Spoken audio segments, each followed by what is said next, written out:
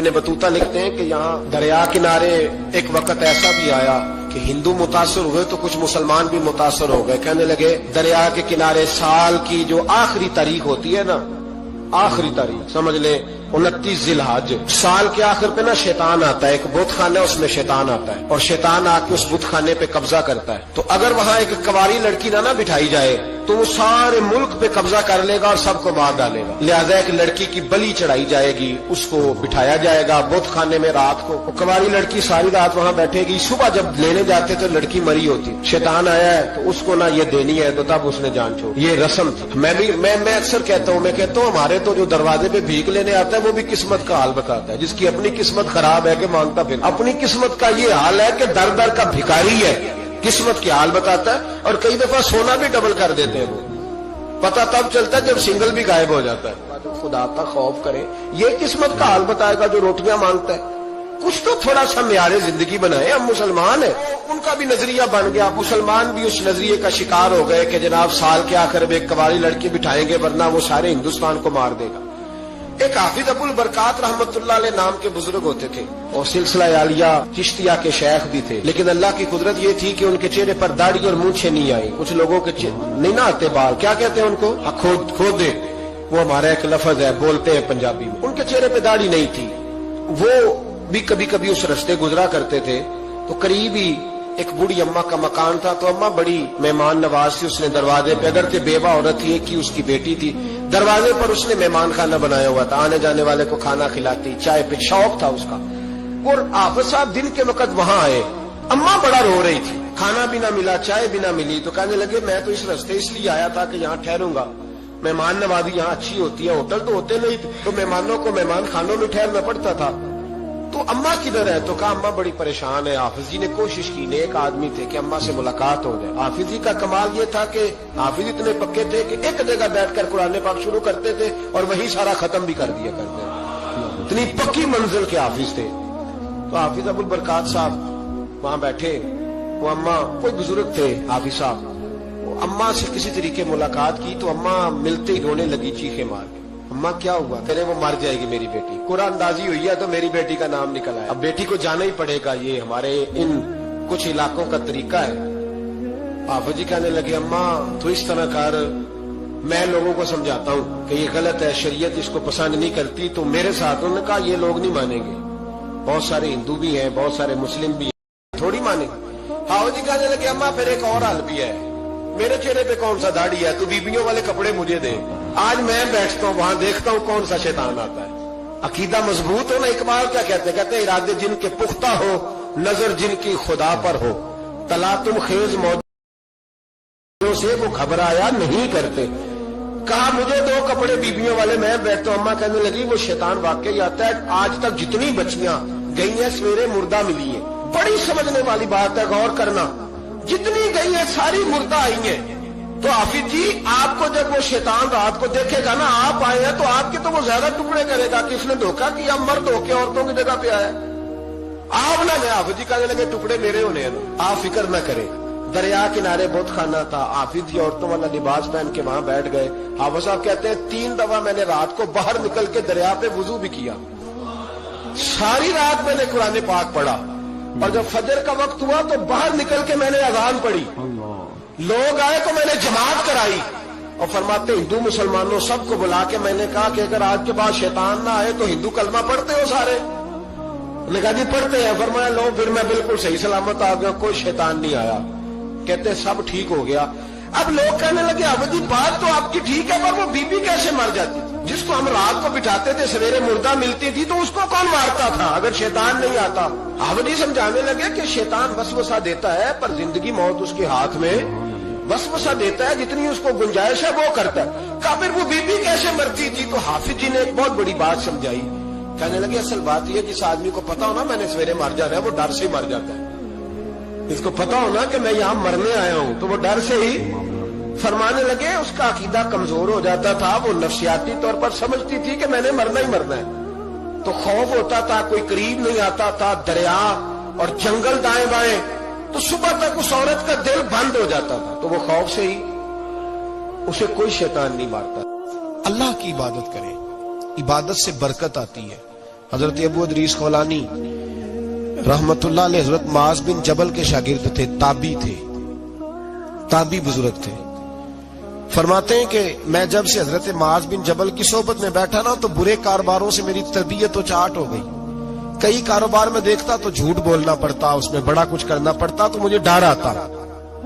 آپ فرماتے ہیں میں نے نا بڑی کوشش کی پر میری مرضی کا کام مجھے صوفی کاہل نہیں ہوتے.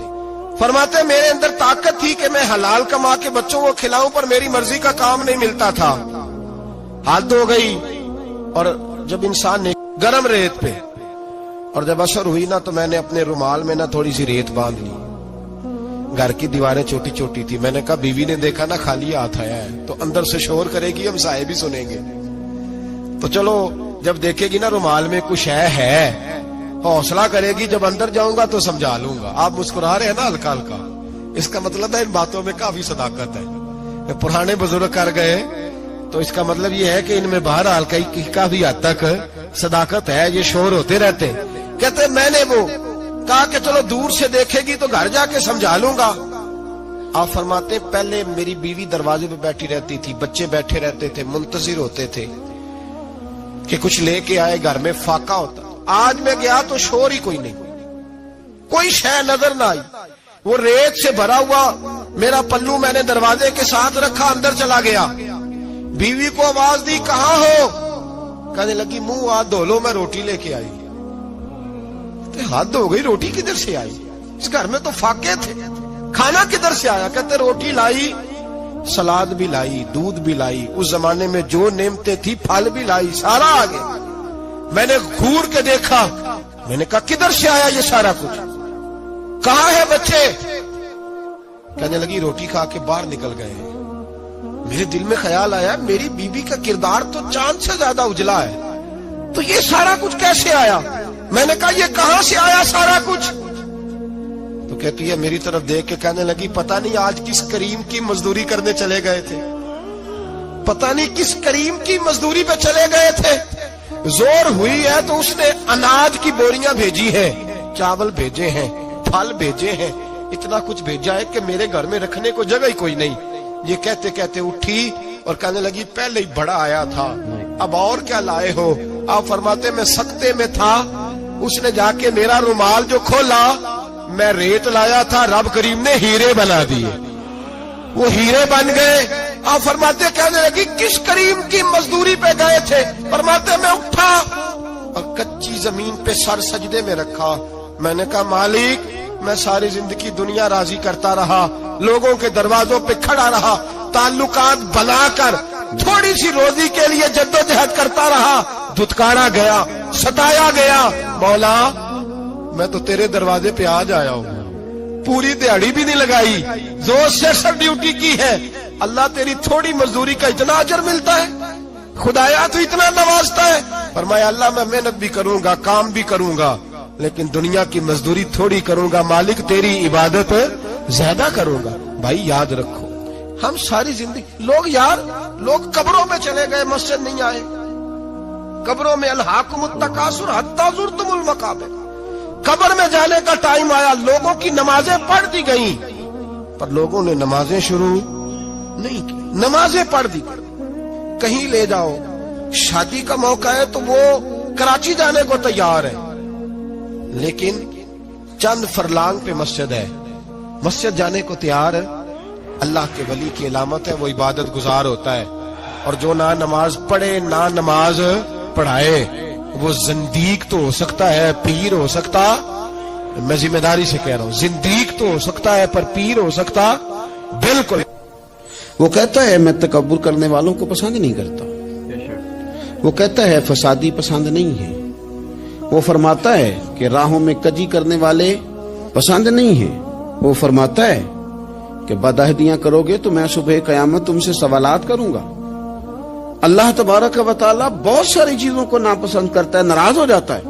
بلکہ نبی پاک صلی اللہ تعالی علیہ وسلم نے فرمایا تم بات کرتے کرتے کوئی ایسا جملہ بول دیتے ہو کہ رب اتنا ناراض ہوتا ہے کہ تمہیں پتہ بھی نہیں ہوتا، تمہارے لیے جہنم کا فیصلہ کر دیتا ہے. اس لیے پہلے تولو پھر بولو. خود اپنے لفظوں کی تو تم پہرے داری کرو نا کہ میں کیا کہہ رہا ہوں. کوئی ایسا جملہ، کوئی ایسی بات وارثہ مان کری نہ وارثہ نہ، کوئی ایسی بات نہ تمہاری زبان سے نکلے. اور حضور یہ بھی فرماتے ہیں کہ اس کا دوسرا پہلو بھی ہے. بعض اوقات تم بات کرتے کرتے ایسا جملہ کہتے ہو وہ اتنا راضی ہوتا ہے کہ تمہارے لیے جنت کا فیصلہ فرما دیتا ہے. مسلمان کو اب یہ حکم ہے، اس ساری گفتگو کا نتیجہ یہ ہے کہ وہ اپنے جذبات پر، خیالات پر، نگاہوں پر، زبان پر، کانوں پر تھوڑی توجہ دے، بے لگام نہ بنے، بے ترتیب نہ بنے، جو طبیعت میں آئے کر نہ گزرے، تھوڑا سا نہ سوچے سمجھے اور تھوڑا سنبھل کے چلے. کبھی ان کاموں کی طرف نہ جائے جن سے رب ناراض ہو جاتا ہے، ان کاموں کی طرف بڑھے جن سے اللہ راضی ہوتا ہے. میرے نبی پاک صلی اللہ تعالی علیہ وآلہ وسلم نے ارشاد فرمایا، بعض احادیث میں لفظ یہ ہیں کہ اللہ اپنے بندوں کو دیکھ کے مسکراتا ہے جو اس کی شان کے لائق ہے. جس ترتیب سے ہم مسکراتے ہیں، جس ترتیب سے ہم روتے ہیں، جس ترتیب سے ہم کسی بات کا اظہار تشکر کرتے ہیں، خدا ان باتوں سے پاک ہے. اب بہت ساری حدیثوں میں آیا کہ وہ مسکراتا ہے، تو کیا مطلب ہے مسکرانے کا؟ تو علماء تفسیر نے لکھا ہے مسکرانے کا مطلب یہ ہے کہ وہ بڑا ہی راضی ہوتا ہے اپنے بندے سے، بڑا راضی ہوتا ہے. یہ مطلب ہے.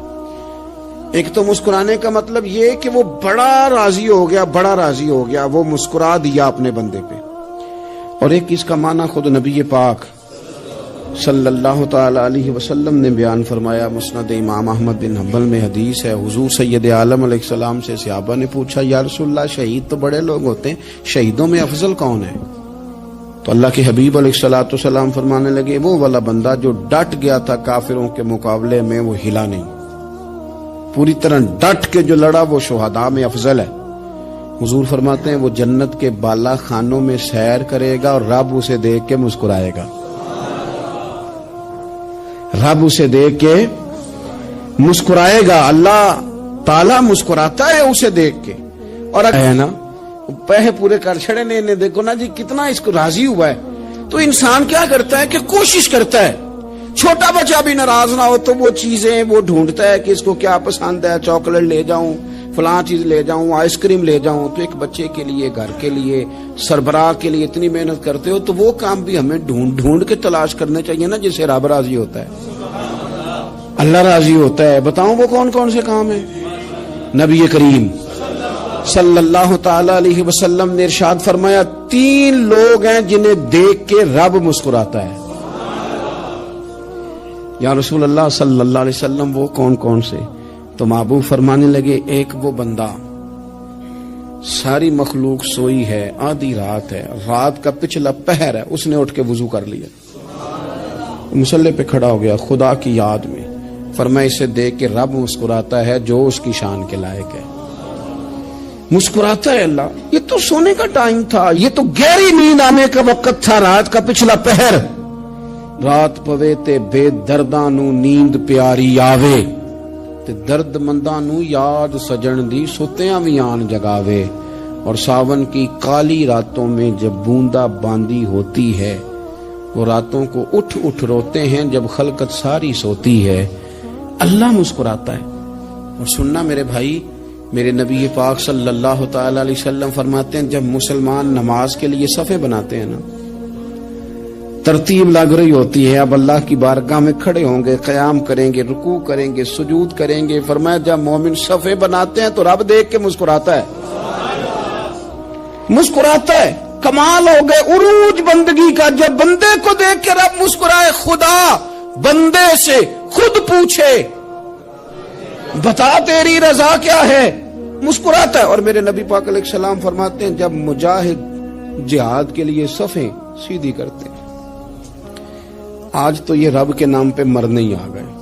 یہ صفوں میں کھڑے ہوں گے، ترتیب سے لڑیں گے، ترتیب سے گلا کاٹیں گے کافروں کا یا شہادت لیں گے. فرمایا جب جہاد کے لوگ صفیں بناتے ہیں تو رب انہیں دیکھ کے مسکراتا ہے. کتنے نصیبوں والا وہ بندہ ہے جسے دیکھ کے مسکرا دیا. او یار کبھی تیرا بیٹا تیرے سامنے مسکرائے نا چھوٹا، تو تیرا دل باغ باغ ہو جاتا ہے. تیری ماں بیمار کسی ایک دن صحیح طرح ہنس پڑے تو طبیعت خوش ہو جاتی. مجھے بتاؤ نا جس کا رب بھی اسے دیکھ کے ہنس پڑے, جو اس کی شان کے لائق ہے, کیا اس بندے کے نصیبیں ہیں, کیا اس کے مقدر ہیں. آپ اس مقام پر اپنے آپ کو لائیں. اب دیکھیں نا, یہ حدیث آپ نے سن لی, اب ہم نے نا اس طرح صفحے نہیں بنانے جس طرح ساری دنیا, اب ذرا صفحے بھی شوق سے بنائیں گے. آپ ذرا تھوڑا سا شوق پیدا کریں گے, بھئی یہ تو میں وہ کام کرنے لگا ہوں جسے دیکھ کے رب مسکراتا ہے. نبی پاک صلی اللہ علیہ وسلم نے فرمایا جب کوئی بندہ توبہ کرتا ہے نا, ہم توبہ کا رٹا لگاتے ہیں, یا اللہ میری توبہ, یا اللہ. اور توبہ کا تو مطلب یہ ہے کہ پچھلے گناہوں سے پکی توبہ, آج کے بعد یہ غلطی نہ کرنے کا پکا وعدہ. تو نے ساری شب برات رو کے گزاری ہے, بتا سویرے جھوٹ جوڑنے کا ارادہ ہے تیرا, آج کے بعد رشوت تو نہیں نہ لے گا, ملاوٹ تو نہیں نہ کرے گا, یہ توبہ ہے. اور اگر سارے کام اسی طرح کرنے تو پھر یہ توبہ کا رٹا ہے, جتنا مرضی لگاؤ. حضرت علی بن ربیعہ رضی اللہ تعالیٰ عنہ فرماتے میں مولا علی کے ساتھ تھا, مقام حرہ کی طرف جا رہے تھے, حضرت علی نے ہاتھ اٹھا کے دعا مانگی ہماری تعلیم کے لیے, ورنہ حضرت علی ہم صحابہ کو محفوظ عن الخطا تو مانتے ہیں نا. ہاتھ اٹھا کے کہا اے اللہ ہمارے گناہ بخش دے, تیرے علاوہ کوئی معاف کرنے والا نہیں. اور پھر حضرت علی آسمان کی طرف دیکھا اور دیکھ کے نا حضرت علی بن ربیعہ کو تو مسکرائے. حضرت علی بن ربیعہ کہنے لگے حضور مسکرائے کیوں ہو؟ فرمانے لگے ایک دن میں حضور کے ساتھ اسی طرح آیا تھا, اسی طرح حضور نے دعا فرمائی تھی ہماری تعلیم کے لیے, اور پھر حضور مجھے دیکھ کے مسکرائے تھے اور فرمایا جب کوئی بندہ رب کی بارگاہ میں اس طرح استغفار کرتا ہے تو رب مسکراتا ہے, اور مسکرا کے فرماتا دیکھ لو میرے بندوں کو پتا ہے کہ میرے علاوہ معاف کرنے والا کوئی نہیں, انہیں پتا ہے. تم اس کی بارگاہ میں رجوع تو لاؤ, آؤ تو صحیح دو آنسو لے کر. اقبال کہتے ہیں کہ موتی سمجھ کے شان کریمی نے چن لیا, قطرے دو گرے میرے ار کے انفال کے, دو میں نے آنسو بہائے تھے تو اس کے کرم نے تو موتی سمجھ کے چن لی. سنو نا حضور اس استغفار کو, اللہ کو یار رات کو توبہ کر کے سونا چاہیے ہمیں. کچھ غلطیاں ہم کرنا نہیں چاہتے پر ہم سے ہو جاتی ہیں, کچھ دل ہم توڑنا نہیں چاہتے پر وہ ٹوٹ جاتے ہیں, ہماری مجبوری ہوتی ہے ٹوٹ جاتے ہیں. رات کو اس کی بارگاہ میں ہاتھ باندھ کے کشکول طلب دراز کر کے خوب استغفار پڑھنا چاہیے کہ مالک بندے ہیں نا کیا کریں, نفس کا ساتھ ہے, دنیا کا ساتھ ہے, خواہشات نفسانیہ, مالک معاف کر دے. درد سے توبہ, رسم نہ ہو, کہانی نہ ہو, لفظ نہ ہو, جملے نہ ہو, اور جناب ایسے لوگوں کے بیچ بڑے ہاتھ باندھ کے اور بڑا کوئی ضرورت نہیں. آپ اکیلے اپنی چارپائی پہ بستر کے اندر منہ دے کے بھی درد سے کہیں گے نا معاف کر دے تو وہ تو مہربانی بڑا ہے. میرے نبی پاک صلی اللہ علیہ وسلم مثال دیتے ہیں, فرمایا ایک آدمی صحرا میں جا رہا, صحابہ سے حضور خطاب کر رہے ہیں, فرمایا ایک آدمی صحرا میں جا رہا تھا, اس نے اپنی اونٹنی پہ کھانا پانی پیسے ہر چیز رکھی ہوئی تھی. صحرا تھا بہت بڑا, درمیان صحرا کے گیا تو تھوڑا سا سستانے کے لیے, آرام کرنے کے لیے اونٹنی سے نیچے اترا. اب اس نے اونٹنی کی لگام, اونٹنی کی نکیل اپنے سرہانے کے نیچے رکھی, ہاتھ کے ساتھ پکڑی اور سو گیا. تھوڑی ہی دیر کے بعد جب اس کی آنکھ کھلی تو دیکھا اونٹنی غائب ہے. صحرا میں وہ پیدل نہ آگے جا سکتا ہے, نہ پیچھے جا سکتا ہے, نہ دائیں نہ بائیں, کھانے کو روٹی نہیں, پینے کو پانی کا قطرہ نہیں, تھوڑا ادھر بھاگا ادھر بھاگا, تھک گیا. کریم محبوب فرماتے ہیں وہ پوری طرح نڈھال ہو گیا اور مایوس ہو گیا, معاذ اللہ. مایوس ہو کے دوبارہ اسی جگہ آ کے لیٹ گیا جہاں پہلے لیٹا تھا. انتظار کرنے لگا کہ اب موت ہی آئے گی, آخری وقت ہے, نہ میں پیدل یہ صحرا کراس کر سکتا ہوں, نہ پیچھے جا سکتا ہوں, نہ کھانا ہے نہ پانی ہے, سوائے موت کے کوئی سہارا نہیں. حضور فرماتے ہیں وہ رستے میں دوبارہ لیٹ گیا. اچانک اس نے رخ بدلا تو اونٹنی سامنے کھڑی تھی. حضور نے صحابہ سے پوچھا بتاؤ نا اسے بھلا کتنی کو خوشی ہوگی؟ یا رسول اللہ جسے نئی زندگی مل گئی ہے. آپ دیکھیں نا سارے ڈاکٹروں نے کہہ دیا کہ اس کے جو گردے میدا جگر ہر چیز ختم ہے, گھر لے جاؤ خدمت کرو, ہر طرف پریشانی ہے. وہ بندہ بھی سمجھ گیا ہے کہ آخری وقت آ گیا, کل جاؤں پرسوں جاؤں, تیاری ہو گئی, سب لوگ آ گئے, باہر والے بھی آ گئے, یہ ماحول ایک عجیب رنگ اختیار کر گیا. اچانک ایک ڈاکٹر نے آ کے کہا نہیں غلطی لگ گئی تھی, مجھے بتائیے انداز کیا ہوتا ہے؟ بغیر دعائی کے بندہ اٹھ کے کھڑا نہیں ہو جاتا. او میں تو بچ گیا ہوں. نبی پاک صلی اللہ علیہ وسلم فرمانے لگے اس کی اونٹنی مل گئی. بتاؤ بھلا اسے کتنی خوشی ہوگی. یا رسول اللہ وہ تو دوبارہ دنیا میں آ گیا. حضور فرمانے لگے اسے کچھ بھی خوشی نہیں ہوئی. جب کوئی رب کا گناہگار بندہ آ کے توبہ کرتا ہے رب کو اس سے کئی گنا زیادہ خوشی ہوتی ہے. میرا بندہ آ گیا ہے, میرا بندہ آ گیا ہے, میرے گھر آ گیا. اس نے آنسو بہائے ہیں. اس نے کہا اللہ میں تیرا ہی ہوں, تیرا ہی رزق کھاتا ہوں, تیری ہی زمین پہ رہتا ہوں, تیرے نام سے میری سانسیں چلتی ہیں. وہ آ گیا. فرمایا اس اونٹنی والے سے زیادہ رب کو خوشی ہوتی ہے جب گناہگار آ کے توبہ کرتا. گناہگاروں کے آنسو اس کی بارگاہ میں بڑے مقبول ہیں, لیکن ہم رسم ادا کرتے ہیں, توبہ نہیں کرتے. ہم اپنے آپ کے ساتھ دھوکہ کرتے ہیں, جھوٹ بولتے ہیں. ہم بندہ کوئی ناراض ہو جائے تو ہمیں کو نہیں نیند آتی, اس کے گھر چلے جاتے ہیں. ہم اپنے سارے رشتوں کو تعلقات کو مینٹین کر کے رکھنے کے عادی ہیں. ہمیں پتا ہے کہ وہاں میں نہیں جا سکا تو بیٹا بھیجتا ہوں, فلاں شادی پہ میں نہیں جا سکا تو بھتیجا بھیجتا ہوں, بھائی بھیجتا ہوں. ہر تعلق کا ہم نے خیال رکھا کوئی روٹھ نہ جائے. لیکن کمال ہے نا, یہ نہیں سوچا کہ اگر رب روٹھ گیا تو جب وہ روٹھ جائے نا تو سارے رشتے بھی بندے کے پاس موجود ہوں تو کوئی کارآمد نہیں ہوتا. پھر کروڑوں روپیہ جیب میں ہوں تو ڈاکٹروں کی دوائیاں اثر نہیں کرتی. وہ روٹھ جائے تو پھر انسان اس طرح سے پھسلتا ہے کہ بڑے بڑے اس کے پاس دروازے ہوتے ہیں پر کسی جگہ اس کا ہاتھ نہیں لگتا. خدا را خیال کریں, دنیا روٹتی ہے تو روٹ جائے, رب رسول ناراض نہ ہونے پائیں, اس کا خیال کریں. حضور فرماتے ہیں وہ مسکراتا ہے, اسے خوشی ہوتی ہے جب کوئی اس کا بندہ اس کی طرف رجوع کرتا ہے. میرے عزیزو, رسول پاک صلی اللہ تعالی علیہ وسلم نے ان لوگوں کے تذکرے کیے جنہیں دیکھ کے رب مسکراتا ہے.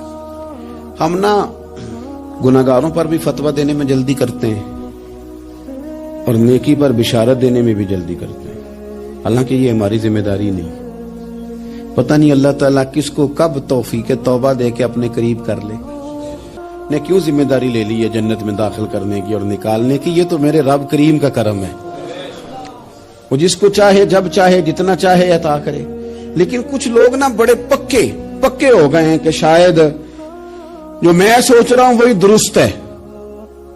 کبھی کبھی کچھ چیزیں عجیب بھی ہوتی ہیں, لہذا خدا کی رحمت پر بھروسہ کر کے بات کرنی چاہیے. اپنی مرضی کے فتوے نہیں داغنے چاہیے. وہ دیکھو جی فلانا بندہ یوں کر رہا ہے, آپ کو پتہ ہی نہیں پوری بات کا, آپ کو علم ہی نہیں پوری بات کا. حضرت بہاءاللہ نقشبند بخاری رحمت اللہ علیہ فرماتے ہیں میں حج کرنے گیا تو وہاں میں نے ایک آدمی کو کروڑوں کا کاروبار کرتے دیکھا تو میرے دل میں خیال ہے یہاں بھی اللہ اللہ کرنی چاہیے تھی, دنیا داری کر رہا ہے. ہم ماں بیٹے کا یہ مشغلہ ہے کہ یہ وہ جگہ ہے جہاں آ کے لوگ مسافر اترتے ہیں اور یہاں سے کسی کا گھر 100 میل ہے, کسی کا 200 میل ہے. ہم صبح سرکہ کھجوریں روٹیاں لے کے یہاں آتے ہیں, مسافروں کی نوکری کرتے ہیں. کوئی پریشان ہو تو مدد کرتے ہیں. حضرت خواجہ حسن بصری فرماتے ہیں میں نے معافی مانگی, ان سے بھی مانگی, رب سے بھی مانگی. انہوں نے مانگ لی نا بزرگ تھے پر ہم کو نہیں تیار مانگنے کو. ہم ہر وقت بدگمانیاں وہ فلانے جرم کرتا تھا میں اسے اب کیسے نیک مان لوں. بھائی اب وہ نمازی ہے, خدا کے گھر آتا جاتا ہے, اب اللہ کی بارگاہ میں حاضر ہوتا ہے. جب رب نے معاف کر دیا تو بھی سوچ بدل جا. سنیں حضور کیا فرماتے ہیں. نبی پاک صاحب الاخلاق صلی اللہ تعالی علیہ وسلم فرماتے ہیں, مسند امام احمد بن حنبل دیکھیے, فرمایا رب اس وقت میں بھی اچھا ہی سوچنا ہے. یعنی اپنی برادری قبیلے کے بارے میں بھی اچھا سوچیں, جو قبیلے کا نہیں اس کے بارے میں بھی چلیں تھوڑا سا اچھا سوچ لیں. اپنے بارے میں تو اچھا سوچا ہے بڑا. میں کہتا ہوں کہ ہم اپنی غلطیوں سمیت اپنے آپ سے بڑا پیار کرتے ہیں اور دوسرے کی ایک غلطی نظر آ جائے تو ہمیں گھین آنے لگ جاتی ہے. آپ جلدی نہ کریں, مالک نے موقع دیا ہے بندوں کو, نہ وہ کسی کا رزق چھین رہا ہے نہ سانسیں چھین رہا ہے, وہ اپنی زمین پہ چلنے بھی دے رہا ہے, رہنے بھی دے رہا ہے. تو جب اس نے موقع دیا ہے آپ بھی تھوڑا موقع دیں. اللہ بڑا کریم ہے, دروازے کھولے گا, اس کے بندے اس کی بارگاہ تک پہنچیں گے. بدگمانیاں اور پھر بدگمانیوں کا عروج اور اس لیول تک جا کے بات کر دینے کا جہاں سے خوف آئے کہ یار